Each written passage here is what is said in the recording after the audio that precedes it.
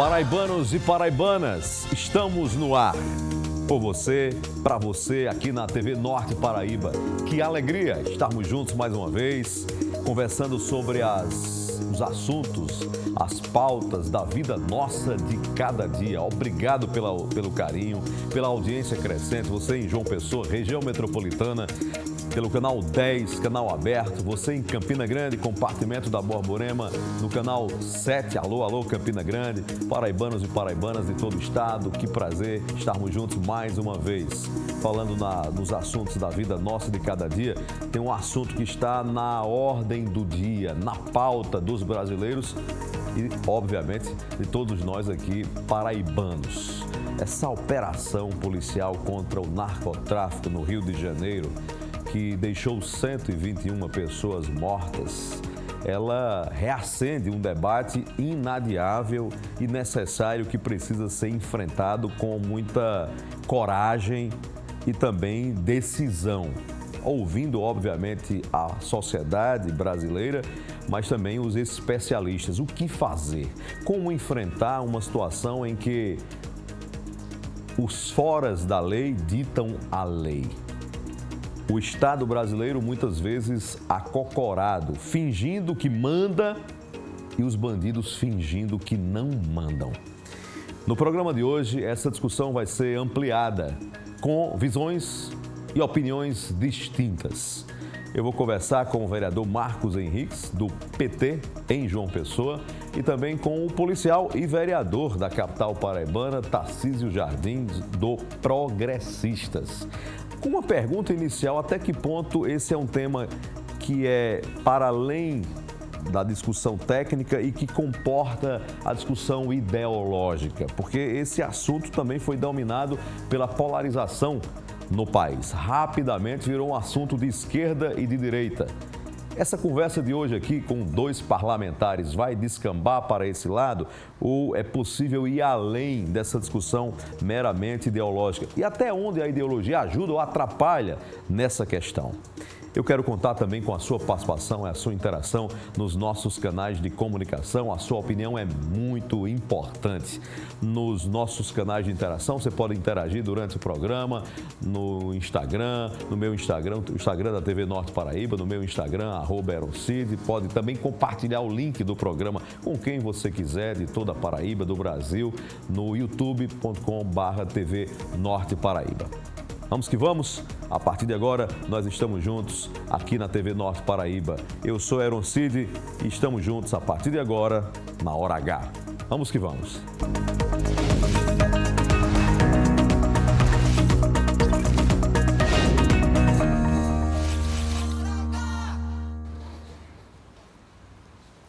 Opa, já estamos de volta com você, para você aqui na TV Norte Paraíba, no programa Hora H. Desde já contando com a sua participação, a sua interação, as suas opiniões, nos ajudando a fazer o programa de hoje. Hoje, conversando aqui com dois parlamentares da capital paraibana, tenho o prazer de inicialmente cumprimentar nessa saudação, nessa introdução, o vereador Marcos Henriques, do Partido dos Trabalhadores, que tem um mandato atuante na Câmara Municipal de João Pessoa e vai falar conosco a partir de agora sobre esse tema depois dessa saudação. Vereador, obrigado por ter vindo conversar conosco aqui sobre esse tema tão envolvente, tão palpitante e que está nas mesas, nas discussões, nas conversas de família. Obrigado.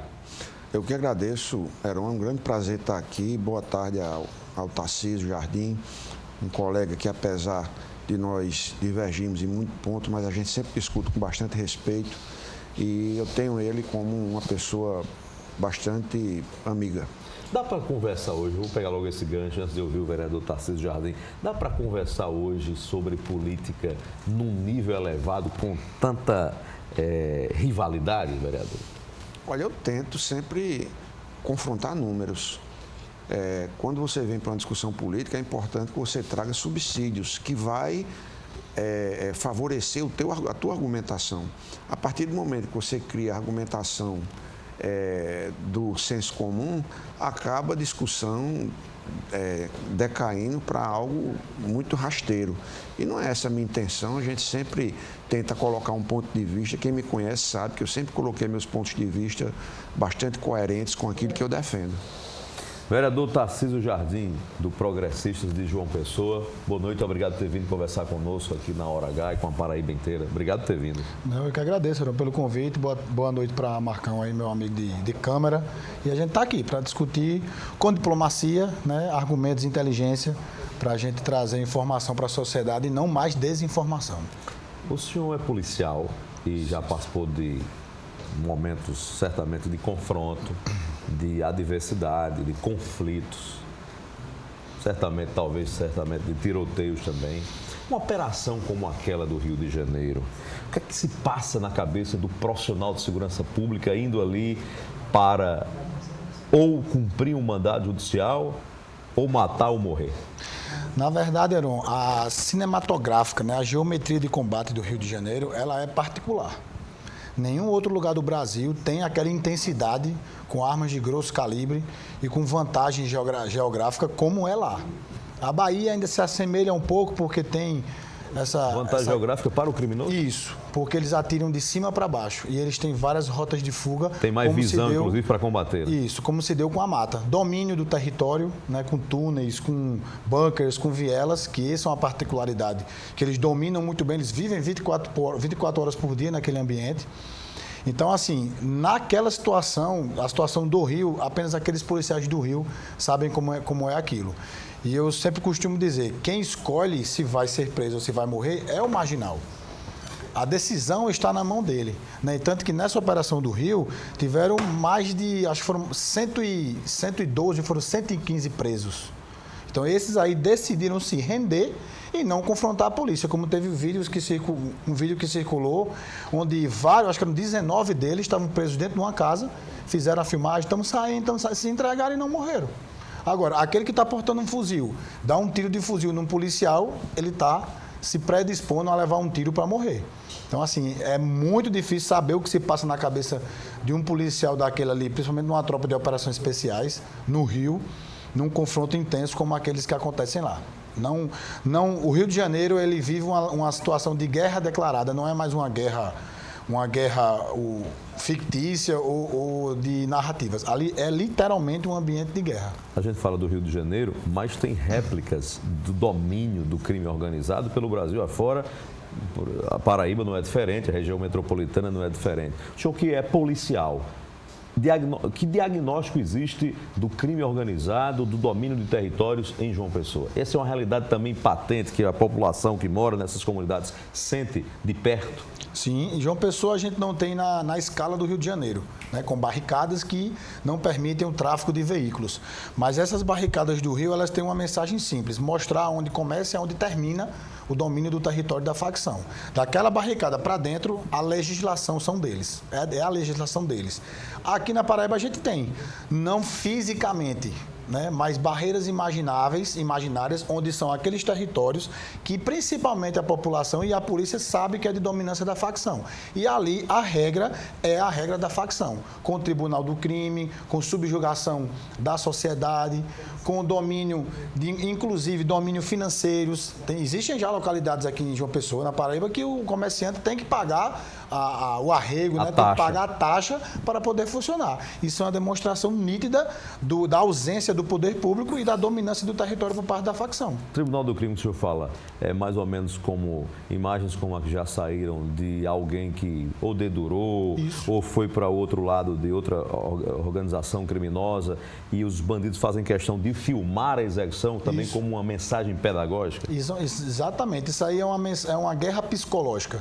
Ela acontece também junto da guerra bélica, do confronto armado, e tem a guerra psicológica, que é você afetar o seu inimigo psicologicamente. Com isso, você chega a evitar tomar ações na prática só com aquele terror psicológico que você vende. Então, tem os espancamentos, mulheres, eles pegam as mulheres, raspam os cabelos, esses vídeos acho que muita gente já viu, matam, tortura, expulsa o morador daquela localidade, obriga o morador a guardar droga e armas dentro da sua casa para não levantar suspeita.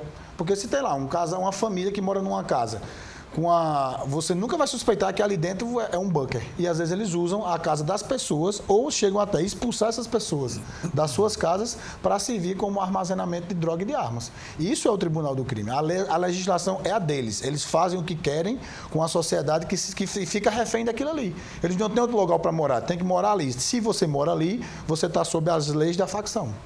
Vereador Marcos Henriques, de que forma o senhor enxerga tanto essa problemática generalizada como o confronto no Rio e que desafios o Estado brasileiro tem a vencer em relação a essa situação?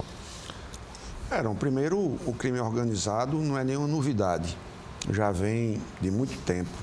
E ele é muito mais aprofundado do que a gente pensa. Ele está em todo canto, está na política, está nas polícias, em menor número, claro, não estou aqui generalizando, mas assisti uma vez uma reportagem das milícias do Rio de Janeiro e a gente sabe que é um problema muito sério, milícias e o narcotráfico, que tem pessoas que ramificada em todos os sentidos. Eu acho que a segurança pública ela tem jeito. Recentemente, teve um projeto chamado, uma ação da Polícia Federal chamada Carbono Oculto. Foi uma operação que foi atrás do X da questão, porque os bandidos verdadeiros, eles não estão na favela, eles não estão ali de sandália, não estão. Fuzil na mão? Não estão. Os verdadeiros traficantes, eles estão aí nas coberturas. Entendeu? E ali são apenas as pessoas que operam aquilo. Se você matar 120 pessoas como foram mortos, aparece mais 200. Entendeu? Porque a distribuição, o sistema de distribuição, ele não para, porque as pessoas estão lá em cima. E essa operação Carbono Oculto, ela evidenciou algo muito sério. A questão das fintechs, que lavam dinheiro sujo, assim como a questão da Faria Lima, que tão falada, sistema financeiro. Então, e ali proporcionou, inclusive, a gente vê a máfia dos combustíveis. Tarcísio, ele é da CPI, sabe o que eu estou falando.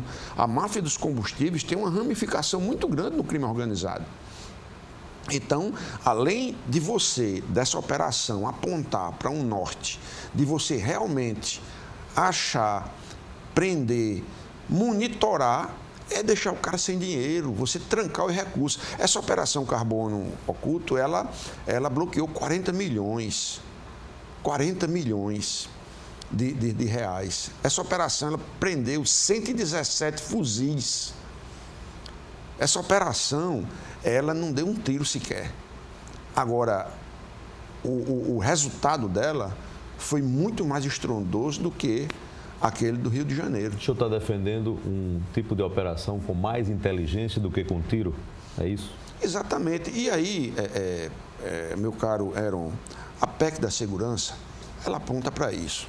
A PEC da segurança, ela aponta para a integração das políticas, para o fortalecimento das guardas municipais, para o investimento, para o recurso sendo destinado, para que essa PEC da segurança ela possa funcionar. Então, depois eu vi até uma entrevista, o próprio governador do Rio de Janeiro é contra a PEC. Por que ele é contra a PEC? Porque a PEC ela vai colocar a Polícia Federal, a Receita Federal, para poder fiscalizar. Como fiscalizou essa empresa aqui, chamada Refit.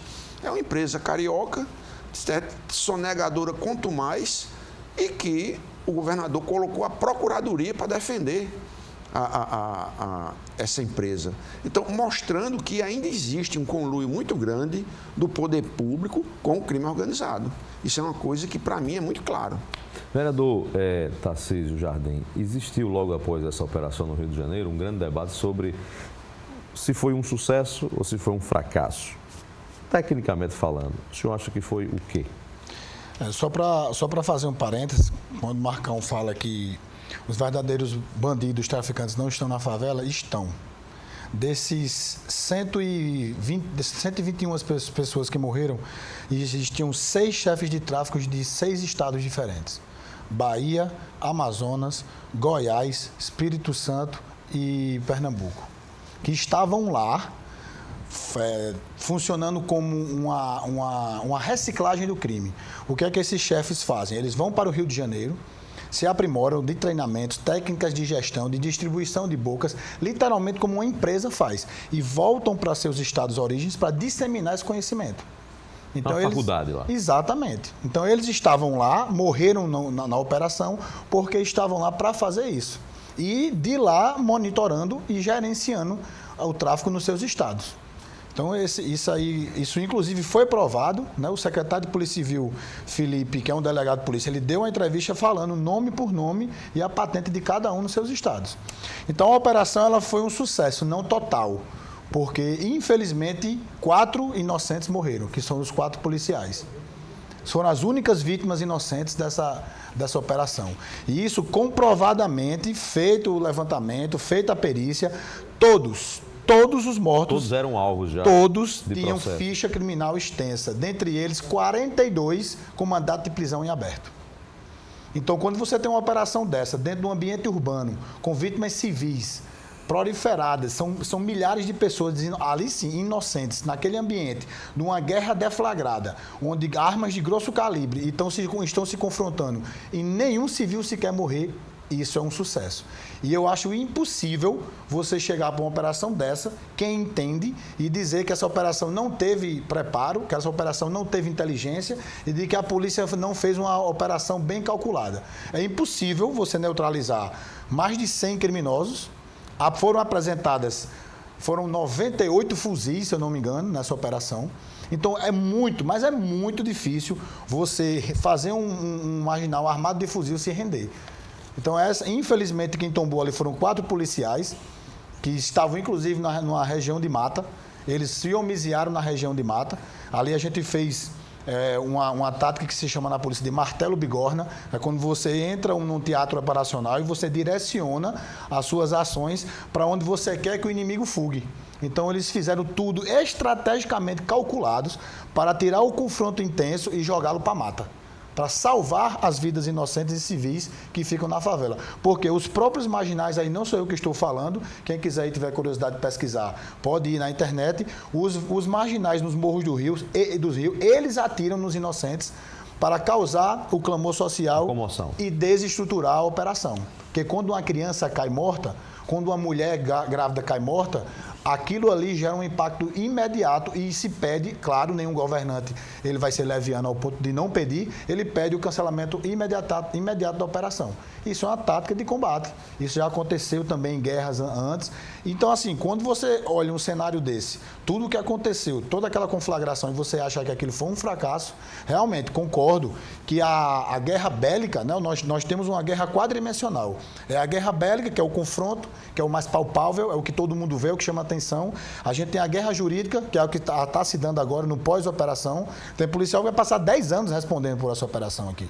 Tem a guerra informacional, que essa é a mais pesada de hoje em dia, que você está todo mundo jogando suas narrativas e brigando, cada um se aproveitando por conta da ideologia, que eu acho que ela tem que estar totalmente afastada desse ambiente, e a guerra política, onde políticos usam desses momentos totalmente despreparados para fazer a política do oba-oba, né, lacradora, para tentar colher um retorno midiático e eleitoral de uma situação dessa. Então, quando a gente pega essas 4 dimensões do confronto, a gente vê que não é simplesmente entrar lá e matar. Se o poder estatal vai lá e se impõe e domina o território, as ações públicas têm que chegar lá para manter esse ambiente socializado. Se faz uma operação dessa e vai embora e deixa o crime dominado de novo, simplesmente praticamente nada foi feito. Nós vamos ter que fazer uma pausa aí para o intervalo comercial, trazendo 2 pontos desse próximo bloco para a discussão. 72% dos moradores do Rio de Janeiro, por exemplo, que deve reproduzir ou deve ser um sentimento do país inteiro, são a favor de uma lei penal que enquadre organizações criminosas como grupo terroristas, com outro tipo de enquadramento e de punição. E uma pergunta: a vida no crime é uma opção moral da índole ou é uma consequência de condições sociais? Daqui a pouco a gente volta aqui na TV Norte Paraíba, na Hora H. Até já.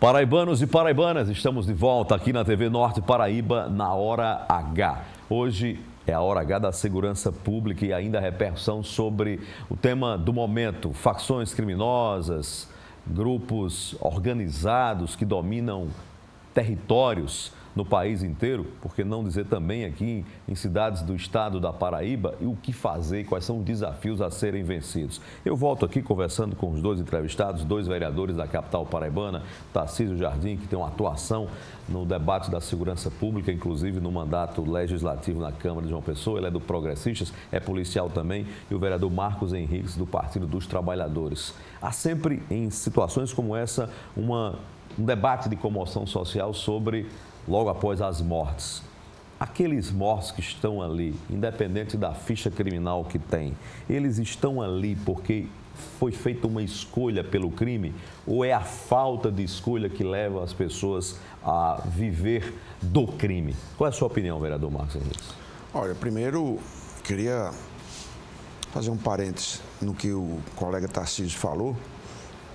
Eu acho que a necropolítica é algo que é ruim, porque no Brasil não tem pena de morte. Agora, nós concordamos em uma coisa, que o crime organizado precisa ser atacado de frente, com inteligência, certo?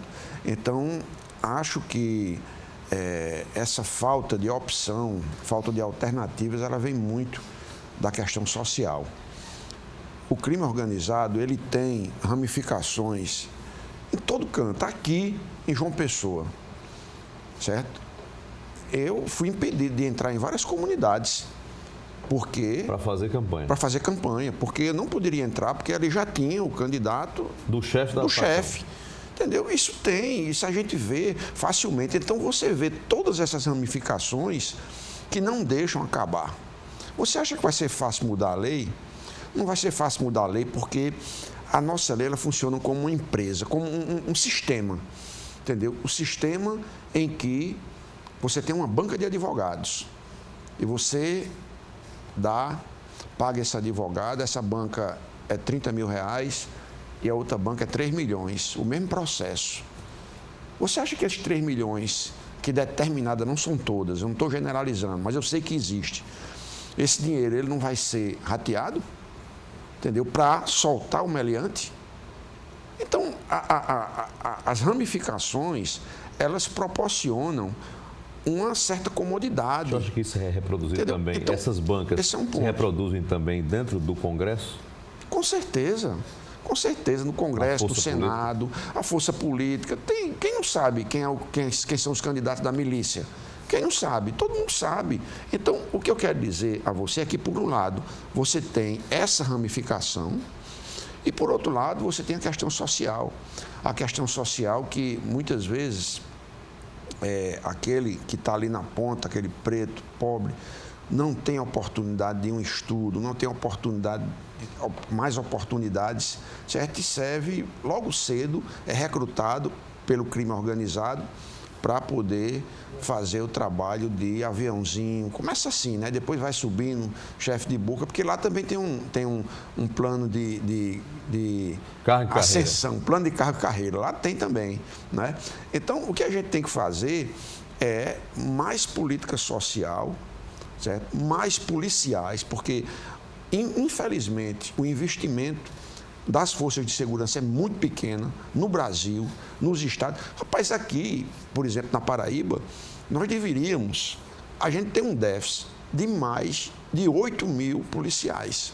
Nós temos um déficit de mais de 8 mil policiais. A ONU, ela faz o seguinte cálculo: você tem que ter um policial a cada 250 habitantes.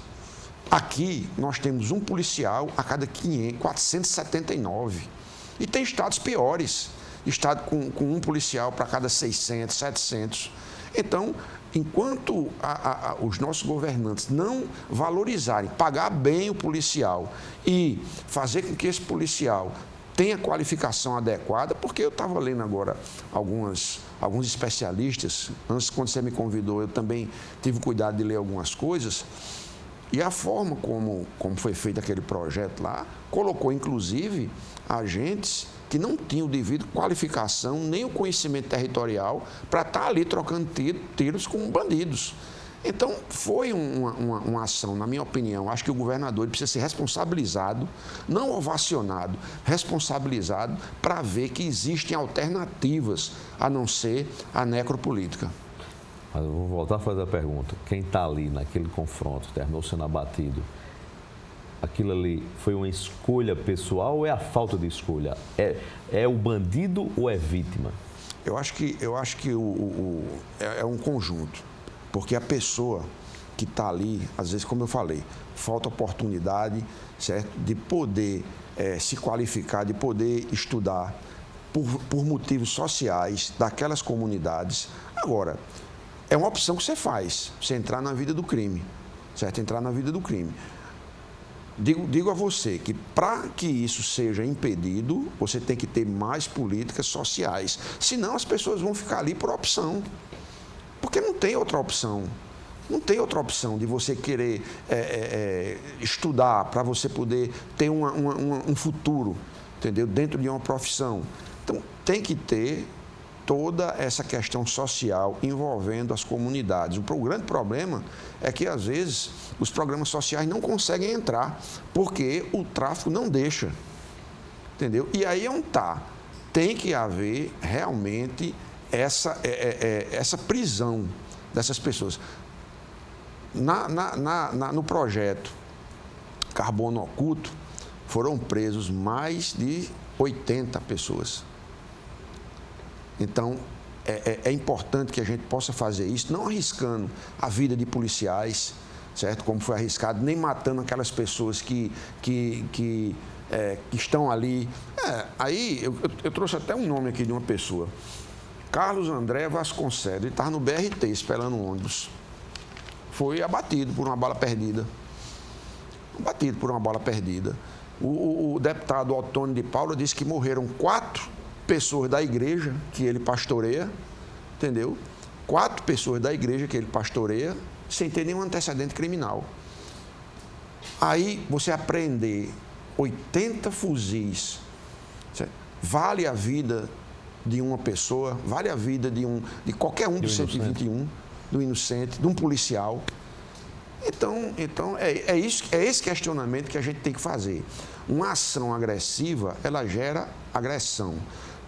Temos que combater o crime, agora combater com inteligência, entendeu? Na certeza de que precisa se respeitar o direito das pessoas, entendeu? De ser julgado, entendeu? Haja vista, repito, crime de morte nós não temos aqui no país. Vereador Tarcísio Jardim, vou fazer a mesma pergunta. Quem está ali, naquela situação, com um fuzil na mão, ou servindo a essas organizações criminosas, ou sendo um dos chefes dela, é resultado de uma falta de opção ou de oportunidade, ou é mesmo uma escolha de vida? O bandido é bandido por escolha ou é por falta de escolha? Heron, no dia que, enquanto tiver deficiente físico trabalhando, mãe solteira de vários filhos trabalhando e sustentando sua família à base do seu suor, nada justifica você ir para o crime. Você já pensou a quantidade de pessoas que moram numa favela e se todas elas, por falta de oportunidade, decidissem ir para o crime? É só você fazer uma ponderação. Qual é a porcentagem dos que optam pelo crime e a porcentagem dos que não vão para o crime? Mesmo ganhando pouco, vivendo em condições precárias. Uma favela como a Rocinha, que tem cerca de 300 mil habitantes, quantos elementos faccionados armados tem lá dentro? 1 centena, 2 centenas? Então, se torna 1% de uma população. Quem está errado? É o mesmo, claro, e aí eu concordo. Falta-se oportunidades. As políticas públicas não chegam porque o tráfico não deixa, como bem falou Marcos Henriques. Mas como é que se tira o tráfico de lá, já que o tráfico chegou? Ou acho que a sociedade ou os especialistas esqueceram da ADPF 635, que proibiu durante 5 anos operações dentro de morro. E isso fez o crime se fortalecer, criar barricadas, construir seteiras, que são muros de concreto com canos para onde eles podem colocar fuzis e acertar a polícia com mais precisão e com proteção balística, que esse é um dos artifícios que se usa um fuzil. O fuzil, ele tirou uma das maiores regalias que o policial tem, a cobertura, se esconder atrás de uma parede. Porque se você está lá principalmente um 762, que é uma arma de poder de destruição muito forte, você estiver atrás de uma parede, ela vai lhe buscar atrás de uma parede. Se você der, ela vai romper a parede e vai pegar o policial atrás da parede. Onde acontece vários incidentes como esse nesses confrontos. Porque ele não está protegido por estar dentro de uma parede, nem ele e nem a sociedade. Então, é até leviano se achar que a gente vai conseguir colocar políticas públicas numa área dominada pelo crime. Como é que se tira o crime de lá? Com violência. Não existe outra maneira de você conseguir suprimir uma região, de você dominar essa região já dominada com faccionados armados de fuzil, sem ser através da violência. Porque eu acho, às vezes, as pessoas, não estou falando no caso de Marcão, mas tem alguns especialistas que vêm num mundo de imaginação, em Nárnia. Você tem muito romantismo nessa discussão? Que acha que você vai chegar lá, como eu vi um especialista em segurança pública dizer que você consegue facilmente render um marginal armado de fuzil com uma pedra. É só chegar pelas costas. É só pegar ele pelas costas. Meu Deus. Isso é um estelionato intelectual, para não dizer burrice, de uma pessoa dessa. Com certeza ela não tem noção do que é um confronto armado, principalmente dentro de uma favela. Então eu não concordo, certo? Que é falta de oportunidade. Precisa-se melhorar as políticas públicas, sim. Mas antes de melhorar a política pública, a gente precisa acabar com a corrupção nesse país. A gente precisa acabar com os rombos das estatais. A gente precisa acabar com a dívida externa. A distribuição de renda tem que aumentar. Parar de gastar bilhões e bilhões de reais com cartão corporativo e viagens desnecessárias. Aí por isso que não tem política pública, porque o dinheiro ele simplesmente está escoando pelo ralo. E essas pessoas ficam isoladas nas favelas, servindo apenas de capital eleitoral quando chega a época de campanha. Mas se preocupar verdadeiramente com o futuro dessas pessoas, é difícil. É difícil porque aí a narrativa cai por terra. E não é seja direita ou esquerda, que não é questão de ideologia. É você ver o que está à sua frente. E eu vejo muita expressão, Marcão falou hoje da expressão milícia. E eu vejo muitas pessoas falam da milícia sem saber o que é milícia. O que é milícia? Milícias são grupos armados não faccionados que se opõem ao Estado e às facções. Grupos armados não faccionados que se opõem ao poder público e às facções para dominar seu território. E no território da milícia não tem Comando Vermelho, não tem TCP. Necessariamente na milícia tem policiais ou ex-policiais? Assim como tem nas facções, ex-militares, que é outro grande erro no Brasil. O cara vai lá como oficial temporário, passa 8 anos dentro do Exército, trabalhando, aprendendo técnicas, depois de 8 anos ele é colocado na rua. Você acha que o crime não vai cooptar um cara desse para passar treinamento dentro de uma favela? É o que mais acontece. As facções do Rio de Janeiro trouxeram guerrilheiros da África para ensinar táticas de combate na favela. Isso foi filmado por drone e passou no Fantástico. Então, se a gente achar que isso aqui não é uma guerra declarada, que com romantismo e sem medidas enérgicas a gente vai controlar isso, não controla. A milícia ela não é uma força militar ou paramilitar que trabalha em função de alguém. Eles trabalham em função deles, para domínio do território, para o gato net, o gato do gás, cobrar taxa de motoboy, cobrar taxa de van. E eles mantêm esse território através da força do domínio. É uma concorrência da facção. Exatamente. Isso é milícia. Vereador Marcos Henrique, tem um projeto que está sendo exumado, ressuscitado na Câmara dos Deputados, o deputado Danilo Forte, do União Brasil do Ceará, equiparando as organizações criminosas a grupos terroristas. Isso representaria uma mudança na legislação. É uma legislação válida? Pode colaborar com alguma coisa ou nem vai nem vem? Eu acredito que pode colaborar, sim. Eu acho que para você deixar de cometer algum delito, você precisa ter aquele sentimento que você não tem, aquele sentimento de impunidade. Entendeu? A partir do momento que você começa a endurecer as leis, aí as pessoas começam a ver, porque dentro desse projeto de lei tem muita coisa, inclusive o fim da visita íntima. Isso. Entendeu? As saidinhas. Então, as saidinhas, não tem mais saidinhas. Entendeu? Não tem mais. Depende do crime, porque tem gente que está ali porque tem de crimes menores. Você não pode ser tratado igual um traficante. Entendeu? Então é muito diferente. Então eu acredito que quando você cria leis para coibir o crime, eu acredito que eu sou favorável. E a PEC da segurança? Pode colaborar até que ponto? A PEC está sendo apresentada pelo governo do presidente Lula. A PEC da segurança ela é muito boa, porque ela coloca a Polícia Federal e a Receita Federal para poder monitorar o caminho. Quer ver você deixar um traficante doido? É você ter o dinheiro dele bloqueado. É isso que fizeram, esses 40 milhões que eu falei há pouco. São dinheiros do narcotráfico que foram bloqueados por conta da investigação da Polícia Federal e da Polícia e da Receita Federal, em conjunto com os governos estaduais, entendeu? Então, isso funciona. A Polícia Rodoviária Federal, essa integração é algo que todo policial, o Tarcísio está aqui, não vai me deixar mentir, já vi ele dizendo isso, que é muito importante você compartilhar as informações de estado para estado, da Polícia Federal para a Polícia Civil de cada estado. Então, a partir do momento que você faz isso, a segurança cria uma espécie de um SUS da segurança, né? É um SUS da segurança. Um escalonamento das responsabilidades do governo federal, do governo dos estados e municípios. Exatamente. Então, eu acho que isso, inclusive da Guarda Municipal, você dá uma nova roupagem à Guarda Municipal, com uma política com outras características, a não ser apenas a defesa patrimonial. Então, vejo que essa PEC é uma PEC que vai ajudar muito, porque vai atacar de frente o narcotráfico e vai ocasionar uma nova estratégia, uma nova roupagem de investigação que, estando em consonância federação, estado e município, quem ganha é a população e quem ganha são o povo brasileiro, que vai de fato ter leis que diminuam essa impunidade. Essa legislação, essas propostas de alteração na legislação contribuem de alguma forma com esse combate? Sim. Ou ainda são muito tímidas?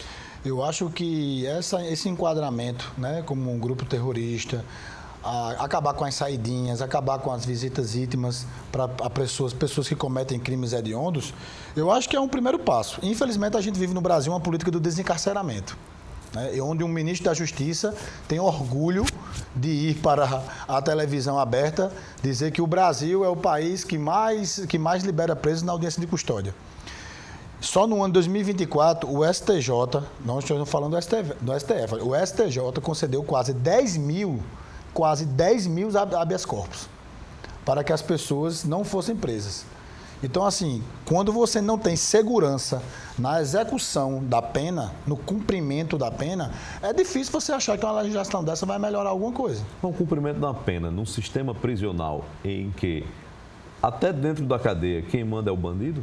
Exatamente. Então, quando você fala que tem que construir presídios, todo mundo diz, não tem que construir presídio não, tem que construir escola. Eu quero saber como é que a gente vai combater o crime existente e dominante com escolas. A escola é o pós-reconquista de território. Aí eu concordo. Políticas públicas, políticas sociais, entrar a educação, infraestrutura, aí isso tem que chegar nas comunidades. Mas como que isso chega sem você tirar o mal que domina lá? 48 horas depois da operação do Rio de Janeiro, o governo federal enviou ao Congresso um projeto antifacção. Dormiu no ponto? Isso é mídia barata, Heron. Isso é mídia Resposta barata. publicitária. Isso é, mais uma vez, tentando surfar a onda, porque a mídia e os políticos aproveitadores, eles seguem um fluxo. Se a opinião popular é de acordo com o que aconteceu, a mídia, ela tende a ir junto com a opinião popular. Você vê que a grande mídia começou batendo na operação, começou criticando, chamando de chacina. Acho que nem eles sabem o conceito de chacina, né? Então, começou a chamar de chacina e depois eles viram o quê? A população aprovando. O BOPE andando pelas ruas do Rio de Janeiro e sendo aplaudido. Pesquisa foi feita dentro da comunidade, onde 82% das pessoas que moram em comunidade aprovaram a operação. Aí a mídia começou a mudar o seu discurso, porque a mídia é capitalista, ela quer lucrar. Ela não vai contra a opinião social. E o governo federal do mesmo jeito. Falou mal. Quando ele viu o clamor social, não, vamos adotar uma política, vamos mandar um projeto contra a facção. E por que não fez isso até agora? Como é que você justifica um ministro da Justiça entrar dentro do complexo do Alemão sem nenhuma escolta policial? São coisas que, assim, tão básicas que quando você fala, as pessoas que não raciocinam já descamba logo para o setor ideológico, mas não tem como justificar. Luciano Huck foi criticar a ação policial, mas quando ele foi gravar um vídeo lá dentro do complexo, ele entrou com o BOPE. O BOPE fez a escolta dele. Então por que ele não entrou só, se lá é tão seguro? Segura aí, vereador. A gente vai para uma rápida parada aqui nesse diálogo com o vereador Tarcísio Jardim, do Progressistas de João Pessoa, o vereador Marcos Henriques, do PT da capital paraibana. Depois do intervalo, a gente vai para o último bloco dessa discussão sobre segurança pública, facções, organizações criminosas e o domínio do tráfico sobre determinados territórios no país inteiro. Já já a gente volta aqui na TV Norte Paraíba, na Hora H. Até já.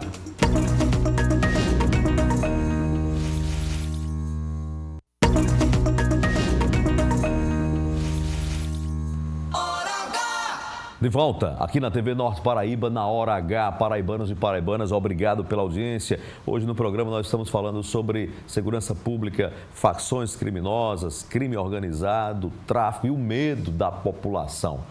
No bloco anterior, o vereador Marcos Henriques, seu colega o vereador Tarcísio Jardim, tocou no tema de chacina. Foi chacina, não foi chacina? Ao seu sentir, ao seu modo, aquilo ali foi uma chacina que houve no Rio de Janeiro? Um massacre? Foi uma matança desenfreada. Eu acho que a população, com essa pesquisa que Tarcísio falou, é verdade. Agora, a população ela vai pelo senso comum, entendeu? A violência, ela campeia todo o nosso país. E uma ação dessa, como não foi com familiar de ninguém, aí a pessoa vai aplaudir. Eu vou aplaudir, eu não vou levar isso para o lado ideológico, né? Mas alguns pontos que Tarcísio falou aqui, eu acho que mostra um pouco disso, a história de você querer desviar a atenção, falando de viagem de Lula, para dizer, gastando muito dinheiro. Gente, se não fosse as viagens de Lula, a gente tava na mal com esse tarifaço aí. Foram mais de 400 postos, frentes de exportação que apareceram. Então o que eu quero dizer é que esse senso comum, né, essa opinião tão fácil, fez com que realmente grande parte da população passasse a apoiar aquilo, entendeu? Agora, se você me perguntar se eu aprovo ou desaprovo aquilo, eu acredito que foi uma ação totalmente desmedida e alternativas tem. Agora, está se tentando tirar proveito político em cima disso. O próprio governador está tentando tirar proveito político em cima disso. A esquerda entendeu? Não? Não, a esquerda, esse projeto ele já estava engatilhado há muito tempo. Do ponto de vista do debate público. Não, é um debate que a gente faz há anos. É um debate que a gente faz há muito tempo, não é um debate diferente, certo? Sobre a operação específica. Não virou sobre a operação específica, não virou uma confrontação político-eleitoral? Mas não é para menos, Heron, porque o que foi feito foi muito sério. Você deixar de fazer uma operação onde pessoas inocentes morreram, uma operação dessa forma como foi feita, é algo que é inconcebível, entendeu? A maior chacina que teve no policial. O governo do PT tem feito algo concreto para diminuir o crime organizado no país e o poder do tráfico? Olha, tem sido omisso? Esse projeto de lei, essa PEC da segurança agora é um exemplo claro de quem quer combater realmente o crime, certo? Que é usar toda a sua força de inteligência em comum acordo com estados e municípios, Polícia Federal, Receita Federal, tentando colocar, mapear aquelas pessoas que estão traficando, aquelas pessoas que estão fazendo ilícitos, entendeu? Então, acho que isso é a maior prova disso. Se o governo federal entra, aí é oportunista. Se não entra, é omisso. Aí eu fico sem entender, às vezes, sabe? Entendeu? Bom, outro gancho aqui que tem a ver com a nossa João Pessoa e região metropolitana. Nós estamos falando aqui de facção e de crime organizado. Existem pelo menos 2 investigações em tramitação no Judiciário da Paraíba que envolvem eleições, política e facções. Até que ponto preocupa a presença do tráfico na política e da política no relacionamento com o tráfico? É de assustar. A gente vê como o Ceará está hoje. Olha o Ceará como está. Hoje a gente tem lá no Ceará cidades desertas. Foi determinada a retirada dos moradores. E o governador, dá uma declaração infeliz de dizer que quem precisasse de ajuda para fazer a sua mudança, ele disponibilizava uma viatura. Isso é você... Uma rendição, né? Isso é você literalmente dizer, perdi, não consigo combater isso e ofereço ao mínimo uma ajuda para a população tirar as suas coisas de casa e morar em outro lugar. Estamos na iminência disso acontecer mesmo, de o Estado brasileiro admitir que não tem jeito e se render e se acocorar? Não, o Estado brasileiro eu acho que não, mas o Nordeste está mais grave. O Nordeste está mais grave. Eu digo o Estado brasileiro como governo, né? A entidade. Eu acho que o Brasil a gente não vai se render tão fácil. Tem isso daqui a 20 anos a coisa ficar tão generalizada ao ponto de se perder o controle? Não, pode, mas aí vai depender de quem está no comando, né? Quem está no poder, quem vai estar tendo o condão de determinar as ações. É por isso que é uma variável, não tem como dizer. A gente não tem como dizer quem vai ser o presidente ano que vem. Nem eu, nem Marcão, a gente não sabe. Mas independente de presidente? Não, a gente precisa de um chefe do executivo que determine. Sem ele, vide El Salvador. Quem achava que El Salvador ia ficar daquele jeito? Não estou dizendo que concordo com todas as maneiras pelo qual Bukele fez as suas políticas lá, até porque eu não sei. Então eu não vou dizer que sou chancelo porque eu não sei os artifícios que ele usou. Mas e aí, ele resolveu o problema ou não resolveu? Então, o senhor tem conhecimento de algumas comunidades em João Pessoa em que houve essa relação direta entre votação e associação de político com chefes de traficante? Todas elas. Eu não precisei fazer campanha em comunidade, que não é o meu público-alvo. É o voto consciente mesmo, voto de opinião. Eu não tenho muito essa política. Mas os colegas Marcão, mesmo Jailma, que é do PSB, Jailma foi proibida de entrar na comunidade que ela nasceu, que ela foi criada. Ela não pôde fazer campanha lá, porque o chefe do tráfico fechou com outro político. E isso é muito grave. Isso sim é um atentado violento à democracia. O que é mais grave? É o tráfico buscar a política para exercitar mais poder, ou é a política ter que recorrer ao tráfico? É a política aceitar a ajuda do tráfico. Aceitar. Porque o tráfico está fazendo o papel dele. Eles são, entre aspas, pessoas, agentes que querem cada vez mais expandir seus territórios e suas condições financeiras. O que a sociedade entende, o tráfico, ele vende droga para ganhar dinheiro, para comprar arma, para expandir território, para se opor ao Estado, para vender mais droga, para ganhar mais dinheiro, para comprar mais arma, para comprar negócios, para se estruturar fiscal. Uma lógica comercial. Exatamente. Então, o tráfico ele não fica grande para gerar emprego para a sociedade, ele não traz nenhum tipo de retorno, nenhum benefício para a sociedade, é só malefício. Então, se ele puder cooptar políticos para que ele possa expandir os tentáculos de domínio dele, ele vai fazer. E vergonhoso é o político que se submete a isso, para se manter no poder. Vou perguntar ao vereador Marcos Henrique também, que preocupação o senhor tem em relação a isso que vem sendo constatado, pelo menos a nível de ainda investigação? Olha, a maior preocupação que eu tenho é que a Câmara deixa de absolver tantos e tantos candidatos a vereador que podia estar contribuindo tão bem ali, pessoas que são da comunidade, pessoas que têm propósito na política, e muitas vezes essa vaga é suprimida porque entrou uma pessoa indicada pelo tráfico. Então isso na Assembleia Legislativa, Câmara Federal, então a política de uma maneira geral, esse mecanismo já existe há bastante tempo, não é de hoje. Entendeu? Agora, infelizmente, faltam leis que possam coibir, que possam não deixar isso ficar impune. Porque todo mundo sabe quem são os políticos que estão se alimentando do tráfico. Todo policial sabe.